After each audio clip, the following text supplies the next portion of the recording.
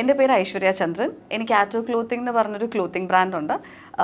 ഈ 2025 കേരള ബഡ്ജറ്റിനെ കുറിച്ച് സംസാരിക്കുകയാണെങ്കിൽ ഒത്തിരി സ്മോൾ സ്കെയിൽ ബിസിനസ് ചെയ്യുന്ന ആൾക്കാർക്ക് ഒത്തിരി ഹെൽപ്ഫുൾ ആയിട്ടുള്ള കുറേ സ്കീംസ് ഇത്തവണ ഉണ്ട്. ഇപ്പം പുതിയതായിട്ട് ബിസിനസ് സ്റ്റാർട്ട് ചെയ്യുന്നവർക്ക് 80 കോടിയോളം ഉള്ള അലോട്ട്മെൻറ്റ് ഉണ്ട്. എക്സ്പാൻഷൻ പ്ലാൻസിന് വേണ്ടിയിട്ട് 10 കോടിയോളം ഉള്ള അലോട്ട്മെൻറ്റ്സ് ഉണ്ട്. പിന്നെ സ്കിൽ ഡെവലപ്മെൻറ്റിന് വേണ്ടിയിട്ട് അവർ 20 ക്രോസോളം അലോട്ട്മെൻറ്റ് ചെയ്യുന്നുണ്ട്. ഇതൊക്കെ വളരെ നല്ല കാര്യങ്ങളാണ്.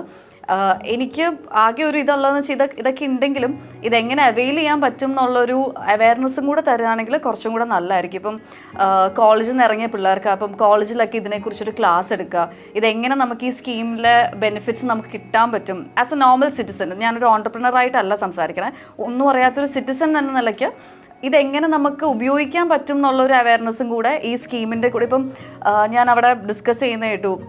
ഇപ്പം ഇത്രയും അലോട്ട്മെൻറ്റ് ഉണ്ടെങ്കിലും ഇതിൻ്റെയൊക്കെ ഒരു 24 അല്ലെങ്കിൽ 30% ആക്ച്വലി ആൾക്കാർക്ക് ഡിസ്പോസ് ചെയ്ത് കിട്ടുന്നുള്ളൂ. കുറേയൊക്കെ ഗവൺമെൻറ്റിൻ്റെ ഇതാണെങ്കിലും ഒത്തിരിയൊക്കെ നമ്മുടെ സൈഡിൽ നിന്നുള്ളത്, കാരണം നമുക്ക് അവയർനെസ് ഇല്ല ഇതെവിടെ കിട്ടും, എങ്ങനെ കിട്ടും എന്നുള്ളത് നമ്മളും ഇത്തിരി എന്താ പറയുക ക്യൂരിയസ് ആയിരിക്കണം ഇതിനെക്കുറിച്ചൊക്കെ. അപ്പം ആ ഒരു ക്യൂരിയോസിറ്റിയും നമ്മുടെ ഒരു യങ് ജനറേഷനിൽ വരണം എന്നും ഉള്ളൊരു കാര്യമുണ്ട്. പിന്നെ വേറൊരു ഇൻട്രസ്റ്റിംഗ് ഈ 2025 കേരള ബഡ്ജറ്റിൽ തോന്നിയത് ഏർബൻ കമ്മീഷൻ ഒരെണ്ണം അങ്ങനത്തെ ഒരു ഇത് കേട്ടു. അപ്പോൾ അത് നമ്മുടെ നാട്ടിൽ വേസ്റ്റ് മാനേജ്മെൻറ്റും അല്ലെങ്കിൽ ഇപ്പം സത്യം പറഞ്ഞാൽ നമ്മുടെ നാട്ടിൽ വേസ്റ്റ് ഇടണം എന്ന് വിചാരിച്ചാൽ പോലും എവിടെയും വേസ്റ്റ് ഡസ്റ്റ്ബിൻസ് ഇല്ല.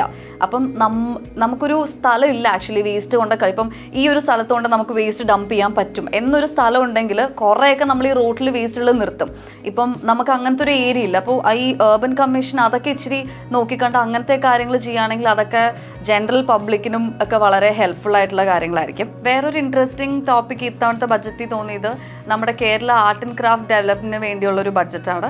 അതും വളരെ നല്ലൊരു കാര്യമായിട്ടാണ് തോന്നിയത്. കാരണം എനിക്ക് തോന്നുന്നു കഴിഞ്ഞ തവണയും ഇതിനൊക്കെ ബഡ്ജറ്റ് ഉണ്ടായിരുന്നു, പക്ഷെ അതൊന്നും പ്രോപ്പർലി യൂട്ടിലൈസ്ഡ് ആയിരുന്നില്ല. അപ്പോൾ ഇത്തവണ കുറച്ചും കൂടെ നമ്മൾ യങ്സ്റ്റേഴ്സും അതിനൊരു എഫേർട്ട് എടുക്കണം. ഇത് നമുക്ക് വേണമെന്ന് നമുക്കും തോന്നി, നമ്മളും അതിനൊരു എഫേർട്ട് എടുത്ത് നമ്മളും അതിൻ്റെ അടുത്തേക്ക് പോകണം. ഇപ്പം ഇതൊക്കെ ഉണ്ട്, അവിടെ ഉണ്ട്, ഗവൺമെൻറ് ഇതൊക്കെ ചെയ്യുന്നുണ്ട്, പക്ഷേ നമ്മുടെ സൈഡിൽ നിന്നൊരു എഫേർട്ട് ഉണ്ടെങ്കിലേ നമുക്കിതൊക്കെ അവെയിൽ ചെയ്യാൻ പറ്റുള്ളൂ. സോ അതാണ് എനിക്ക് മെയിനായിട്ട്. കാരണം ഇപ്പോൾ നോക്കുകയാണെങ്കിൽ സ്മോൾ സ്കെയിൽ ബിസിനസ്സിനൊക്കെ ഒത്തിരി കുറേ സ്കീംസൊക്കെ വന്നിട്ടുണ്ട്. എഗെയിൻ ഇവിടെ അവയർനെസ് ആണ് പ്രശ്നം എന്നാണ് എനിക്ക് തോന്നുന്നത്. സോ അതൊന്ന് കറക്റ്റ് ചെയ്ത് കഴിഞ്ഞാൽ ഐ തിങ്ക് ഇതൊരു കറക്റ്റ് ഹാൻഡ്സിലോട്ട് ഫ്ലോ ചെയ്ത് things will be better in the society.